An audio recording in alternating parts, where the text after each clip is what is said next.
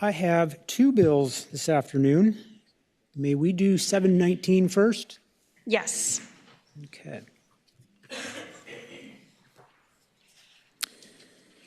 HB 719 ensures that when Virginia teaches family life education, and I want to emphasize that when Virginia teaches family life education, this bill does not mandate that we do teach or that any district does teach that, but when it is taught, that students would receive scientifically accurate information about human gestation and development. First, if we want students to be scientifically literate, we must teach science clearly, honestly, and without omission. Human development is one of the most foundational topics in biology. When students understand how life develops, it strengthens their grasp of life sciences as a whole.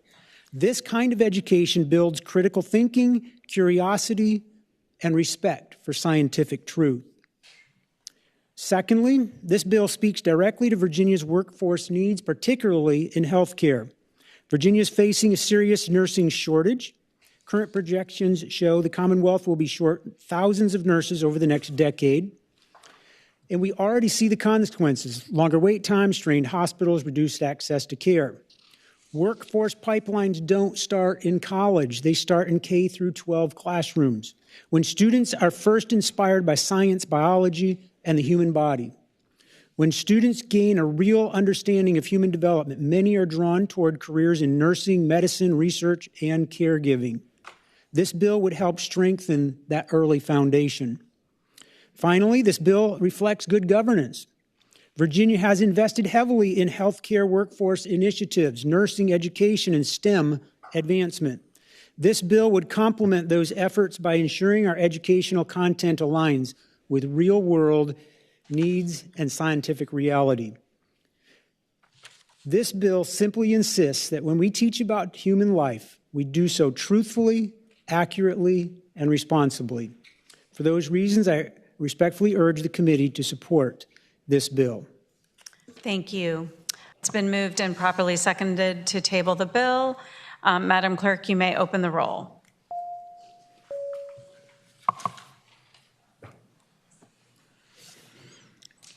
That motion passes 7-3.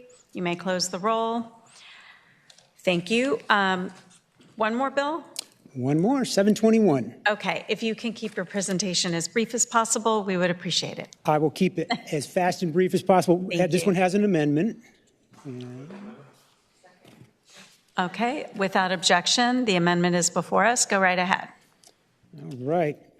All right, Madam Chair, this bill reaffirms and brings state law into alignment with the U.S. Supreme Court's decision in Mahmoud versus Taylor. It ensures that parents are given notice and a meaningful opportunity to opt their children out of public school instructions related to sexual orientation and sexual identity when that instruction conflicts with their sincerely held religious beliefs.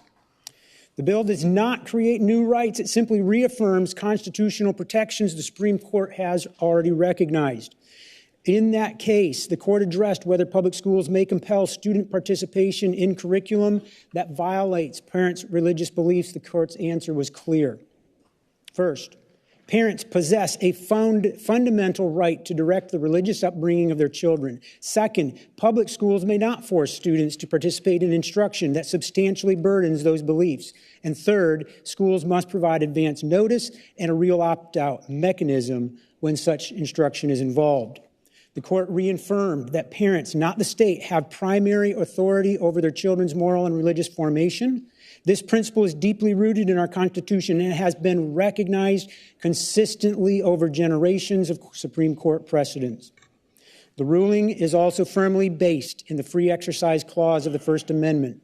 When the government conditions access to public education on participation in instruction that conflicts with religious belief, it places an unconstitutional burden on families of faith.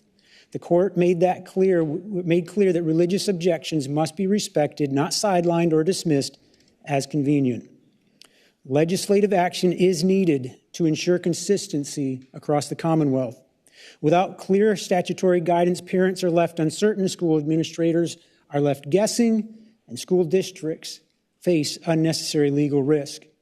This bill provides uniform statewide standards, clarity for educators, predictability for families, and reduced exposure to litigation. In summary, here's what this bill does. It simply reaffirms that schools must provide parents with advance notice when instruction includes material related to sexual orientation or gender identity.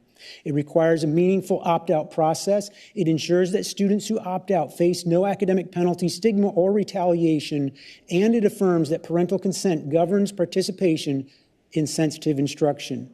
What the bill does not do: does not ban curriculum, does not dictate teaching methods, does not prevent schools from offering instruction, does not single out any group for discrimination. It simply ensures that parents retain the final say for their own children. Thank you. Thank you. Delegate Anderson. Madam Chair, a question for the patron.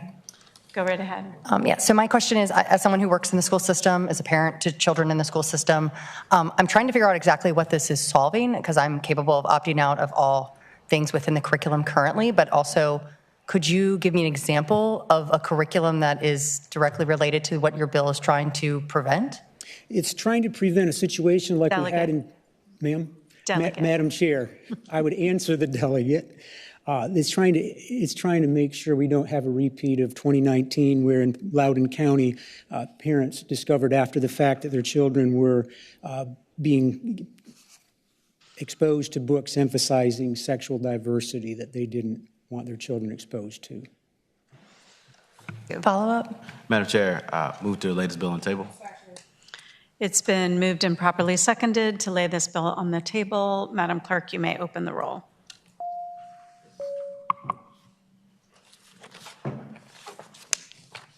You may close the roll.